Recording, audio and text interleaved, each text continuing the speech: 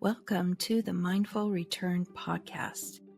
I'm Kelly Tuttle, a retired neurology nurse practitioner and brain injury survivor. Together, we'll explore practical tools and real stories to help you rebuild focus, confidence, and a meaningful life after a brain injury. All right, welcome back. I hope you are doing good today. On this podcast episode, we're going to talk about recovery after a brain injury. I remember hearing a brain injury survivor say that their family member had told them, "Why can't you just get over it? Just get over your brain injury. You look fine. Why are you still having issues?" And it really just kind of made my heart sink because it's really hard to explain what it's like to navigate the world with a brain that has been changed, processes things slower, gets tired easier, even though on the outside you may look fine. Everyone's recovery from a brain injury is going to be as different and unique as their personality. So while you're recovering, try not to compare yourself to other brain injury survivors. Don't let anybody else do that either. Even if you have a similar brain type injury as compared to someone else, it depends on how your brain responds to the assault that happened. So it's really just a unique journey that only you're going to experience. Realize that most people get better within 2 to 3 weeks.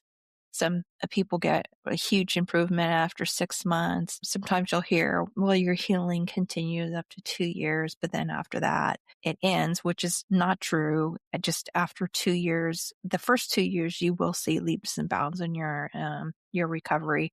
But after that, then it's going to be just these incremental and subtle changes. And that's why I always recommend that people start to journal their brain injury symptoms and abilities early in the recovery so they can monitor its progress, better communicate what's going on with their brain with others, and also have a resource to look back to see how far you've come. And from your journal, it's like your journal will be that person in your life that you're getting better, you're doing better. So keep up the good work, kind of thing. So with the brain being injured and needing to recover, we don't have a standard idea what it's how long it's going to take to get better. Unlike if you were to break your ankle, you would expect to wear a cast for 6 to 8 weeks and it would be better, and you would do physical therapy and eventually you'd be up and walking. We don't have those type of guidelines for brain injuries in the, in the frontline healthcare system. So you really aren't going to get a straight answer. A lot of times, even I would just tell my patients, we just have to wait and see. I don't know. If I did know, I definitely would tell you, but we just don't know how your healing's going to progress. And even with that, if you think of someone having an ankle fracture, usually there are some people who, after their therapies and getting out of the cast and so forth, that ankle to them is more weak. It's easier to twist. It aches in the winter and it swells up when they stand too long. It's never really quite the same as it was prior to fracturing their ankle. So with that in mind, it makes me think, why would anybody expect a very delicate organ that's just super squishy to heal in a couple weeks and be perfectly fine after a certain amount of time? I mean, I have like a scar on my arm from my car accident, and I have to look at that scar and remind myself, if my skin can't heal back to the way it was prior to my car accident, why would I expect that of my brain, a more complicated and a more delicate organ? So we really do need to have some compassion and patience with our recovery. And, things may not go back to where they were before your brain injury, but you certainly can learn how your brain decides to do things. And just because it can't do it one way, most of the time there are other techniques and tools that you can use to help support it, do it a different way. So while you're recovering, you really need to embrace the comfort of uncertainty and really just being in the moment, living each day as it comes, and try not to worry about the future and just do the best you can today in supporting your health and your brain's healing. The other thing that I have found when researching about brain healing, because I'm a brain nerd and I'll read anything that has to do with the brain. But in my research, I ran across a research paper that talked about microglia activation after a traumatic brain injury can persist up to 17 years. Now, what did I say? That was really weird. That came out of my mouth. What this research paper looked at and discovered was that the microglia, which is immune cells in the brain, they get activated after the brain injury and the assault. They're the ones that come in and clean up the debris and so forth. Well, what they're finding is that they continue to be more active than they should be. And this stimulates inflammation in the brain. So even after 17 years after your brain injury, you still may have neural inflammation, and neural inflammation interferes with brain processes and the brain cells functioning, in your ability to cognitively think and process and so forth. So symptoms are persisting and it's greater than 5 or 10 years. This research paper is looking at this being one of the reasons and the causes. So there is this movement, it's been going on for a little bit in the brain injury space, that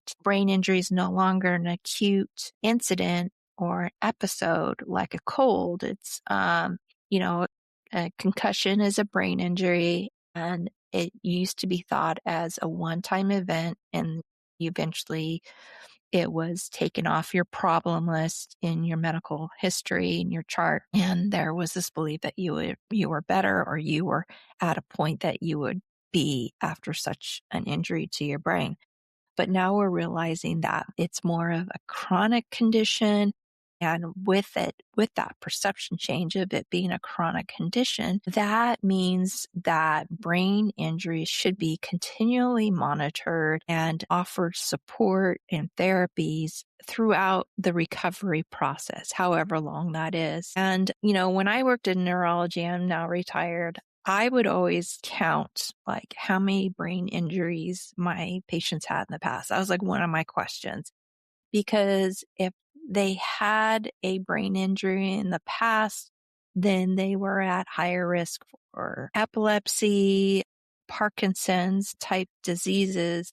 So whatever I could do to help and support the quality of their life, the function of their brain, and the health of their brain, I would do that. And I would say, let my patients know, hey, you've had brain injury such and such a time, and we need to make sure that you are protecting your brain, have the discussion of seatbelts in cars and helmets, and eating healthy to prevent vascular dementia, which can happen if you have diabetes, uncontrolled diabetes, high cholesterol, high blood pressure. So I'm just trying to kind of create like the perception that I had when I was caring for my patients, but it's not really been moved yet to the front line of healthcare providers. But hopefully soon rather than later, this will become something that, you'll be asked at a physical appointment, your annual physical appointment. How many times have you hit your head? Have you fallen? Have you been in a car accident? And digging deep into that and helping to prevent future assaults to the brain. Again, I talk a lot about journaling and to monitor your progress. The nice thing about the journal, like I said before, is it gives you ability to look back and realize how far you've come. Like when I look back at my journal, I wrote down that I had difficulty making coffee and toast at the same time. So I had to stop and just make the cup of coffee. And then once it was done and in my hand, I could go make the toast, right? Because if I made them at the same time, I would go to the couch, sit down with my cup of coffee and wonder why I was hungry because I left the toast in the toaster. Or I would set down my cup of coffee to go get the toast and I would forget where I put the cup of coffee. So it was really quite funny when looking back. But when I was able to look back and see that progress, it really gave me a lot of hope and helped me with my patients in regards to my recovery. And if you're someone who doesn't know how to journal or is not sure how to journal, I do have a brain injury recovery journal that is on Amazon that you can get. To find it, you can type in my name, Kelly Tuttle, or you can type in my brain injury recovery journal and it'll pop up for you. I created that journal for brain injury survivors. So you start off just with writing the date down, and then there's these checkoff boxes like, did you sleep good? How many hours? Did you get time outside? Did you practice some mindfulness? All really nice little tools to kind of like look at, see if that day was a good brain day or if that day was a bad brain day. There are some things that can increase the risk of your recovery being prolonged. Some of them is a history of migraine headaches, depression and anxiety, if you are female or older, and if you've had previous traumatic brain injuries.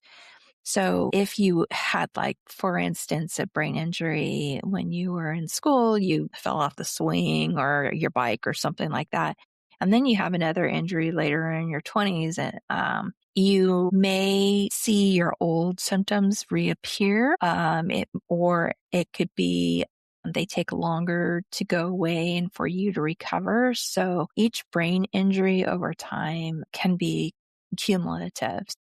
That's why brain injury prevention and brain health becomes really important after having a concussion or a brain injury, because you don't want to add on to what's already happened in the past. Just to give you an idea of my recovery, the first year, all I did was try to get to work, and to do so, I had to do a lot of sleeping. I was the single income earner and benefit earner for the home, so it was really important for me to go to work.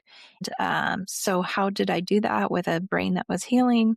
Was I would wake up in the morning and go to work, and then I would go to work, take a nap at lunch, get through the other half of the day, get home. I would sleep for 2 hours, wake up for an hour to get ready for the next day of work, and then sleep for the rest of the night. And I did that for at least a year or two. And then the weekends were spent sleeping 12 to 14, sometimes with a 2-hour nap, lots and lots of sleeping. So that was my first year. And then about year 3, I was able to have a little bit more energy at the end of the day and start to walk and exercise on the weekends.